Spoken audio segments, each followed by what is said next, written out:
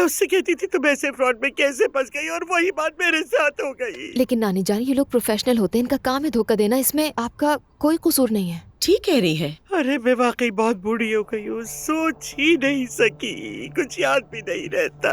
अच्छा बस करें नानी जान, प्लीज देखें, जो होना था हो गया, उसको बदला नहीं जा सकता, परेशान मत हो। हाय मैं जा रही हूँ, सारा लेटूंगी जाकर, तबीयत ठीक नहीं लग रही मुझे। हाँ ठीक है, आराम करें एहतियात से।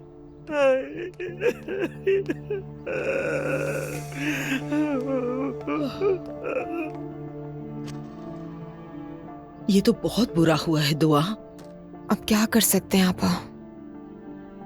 अगर कुछ हो गया तो?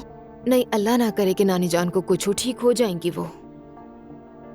मैं भी मॉम को कॉल करती हूँ, उनको बताती हूँ कि वो आ जाएं। ये लो।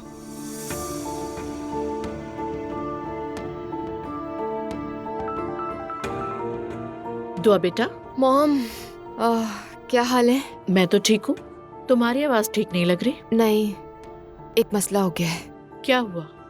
नहीं मतलब सब खैरियत से हैं, सेहतमंद हैं, फिक्र मत करें। नानी के साथ धोखा हो गया है। क्या? उन्हें एक फ्रॉडस्टर ने कॉल की थी, बैंकर बन के।